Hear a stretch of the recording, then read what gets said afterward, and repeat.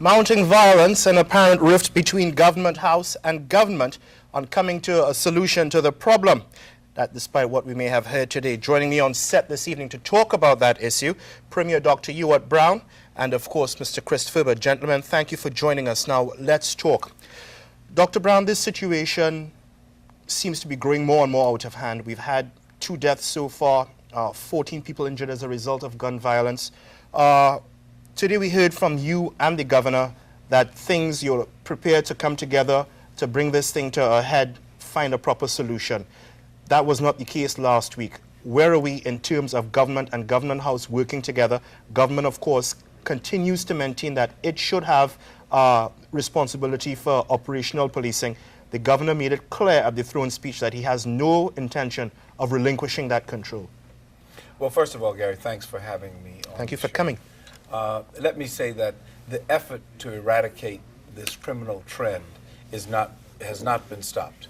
We've been working on this in spite of any differences that might exist between Government House and the government. We've never stopped that effort. And so what you heard today, though, was a coming together of the government and the governor in terms of the agreement that outside assistance would be brought in. And that's something we've been lobbying for now for 3 years. And we welcome the news. And in fact, we put that on the front burner as opposed to some of the other issues where we still may have some disagreement, but we're not going to let that stop us from taking advantage of what we do agree on, and that is to go full steam ahead in the effort to fight crime. Some would question, why did it take so long for the 2 entities to see eye to eye on this issue, to agree to disagree on the issues that they don't see eye to eye on, but to deal with this issue at hand? The issue was being dealt with. I mean, there were policing strategies being tried. You've seen an intensification of police effort. You've seen different deployment of police, different strategies being tried.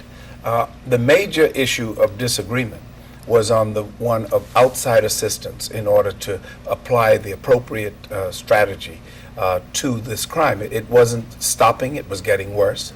And so we said, we think that outside assistance is a key component of it. And the governor has agreed, and now we are on the same page with respect to that. We were in agreement with the other strategies that Government House had employed already. Now, there is an argument that perhaps we need to look internally. Last week we had some gentlemen on this set to talk about the same topic, and they were saying that the solution has to be an intrinsic one. I know, for instance, we had some 25 or so officers brought in, or 25 or so professionals brought in from the UK to address crime in this country, to address unsolved murders and so on. Millions of the taxpayers' dollars spent, no apparent results, no apparent positive results are being shown for that. How do you respond to something like that? Well, first of all, again, that was a decision that was made in order to aim specifically at the unsolved murders. That wasn't to be applied across the board. So let's be clear that that was a specific effort. The results of their work, I'm not quite familiar with. I do know that the governor has indicated that they did unearth some evidence. They did do some things that might lead to convictions in those unsolved murders.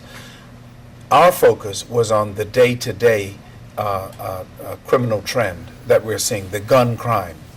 And we felt 3 years ago, and we feel today, that the police, in at least one part of its work, must speak the language of the street and must be able to effectively counter what is going on. And I believe we have a police service that is quite capable of getting this underway and for taking the type of measures that are necessary. But your own Minister of Home Affairs, Senator Lieutenant Colonel David Birch, has made it clear that he doesn't think that we have the right people in place, or the person that's going to succeed Mr. Jackson as commissioner perhaps may not be the best person for the job, or the right person for the job. Well, you know what? It doesn't matter at this point. The governor has made the appointment. Mr. De Silva will be installed as commissioner on Wednesday of this week. And we're moving ahead with what we have.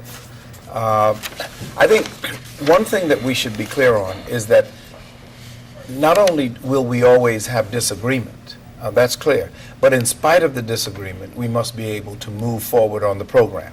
So policing has to take place no matter what I or the minister might feel about a particular strategy or choice by Government House. We have to still attack the problem and attack it vigorously. Now, Mr. Furbert, you, as president of the Bermuda Union, is seeing Bermuda Industrial Union, Yes. is seeing a troubling trend. Yeah. Now we are being told that this gang violence, this gun violence, is affecting people's ability to make a livelihood, to make a living. People cannot work as a result of this. Explain to me what you were explain to the viewing audience, what we were talking about just recently. Well, let me first of all thank you, Mr. Moreno, for inviting me welcome. and to the Premier of the country. As the leader of the Bermuda Industrial Union, the current leader of the Bermuda Industrial Union, we are concerned about the behavior that has been currently affected Bermuda over the last several years, and so much so that, it could start impacting in the workforce in the respect that somebody may get a job working for a particular department, whether it's in government or whether it's in one of the private sectors. And as a result of this control, what we say controlled area, they'll say, well, you know what, I'm not allowed to go to this parish or I'm not allowed to go to that parish. That's going to become a big problem for the employer. That's utter nonsense. This is 21 square miles. Is that a nonsense? Mr. Moreno, let me say this to you. I know for the better part of 10 years ago, people haven't been out of Somerset for 10 years. I've been told that, and I was told that about 3 years ago. So that means, border lines have been drawn in the sand for the better part of, I'm going to say for the better part of 10 years or more, that, if you're seen outside of a certain area, be very careful. And I want to say this, that's against a person's constitutional right, because number 10, the Constitution clearly states that a person should have freedom of assembly, freedom of association. That means they should be allowed to travel freely throughout the country. And if that's not been allowed to happen, then these people who are saying that you can't travel are violating.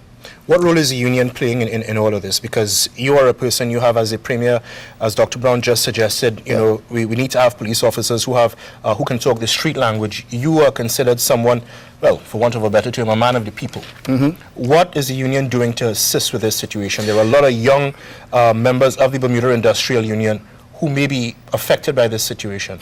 Well, there are all sorts of programs. Of course, we have the EAP, we have Benedicts to deal with all kinds of social problems in the workplace. We'll do what we can through either the joint safety committees as well as the JCC process to do what we can to curb any sort of behavior that we see in the workplace that needs to be addressed. We simply can't turn a blind eye to it. And I say respectfully that whilst it's easy to say it's the government's fault or it's the police's fault or the teacher's fault or it's the youth's fault, I think we have a collective responsibility as a country to recognize that we are all been part of the problem and we need to all be part of the solution. All well and good, but you're also president of the PHC club, if I'm not mistaken. Yes, and I'm sure that you would be discussing with the members of the other clubs throughout the country. And this is something that I think it was Mr. Butler who, some time ago when he was a member of the cabinet, suggested that we need to have the clubs in the country come together to find a solution to this, or at least to discuss this. What are you as presidents of these clubs doing? Well, let me say I was contacted by a member of another club about two or 3 months ago, right? And he's trying to put together an initiative where the community clubs can work together to do their part to make sure that, young men, because, when you look at North Village Community Club and Pembroke Cabinet Club Community Club, we have some of the larger junior programs on the island. Of course, Devonshire Rec and Dennytown and the rest of the clubs also have pretty large junior programs. So it's very important that, our young kids, as they're coming through our programs, get the right message. I can tell you for the better part of 10 years now, Pembroke Cabinet Club has a scholastics program that, if you take your form to school, you bring it back, and if the teacher says, well, you're not doing well in school, you can't play any soccer. So we're doing what we can as a community club to try to curb certain behavior from young ages of somewhere between ages of 7 and 15 years of age. Now, Premier, coming back, continuing on this issue here that Mr. Furbert just raised about young people. In the throne speech, I think people were looking for something meaningful in terms of providing alternatives for young people.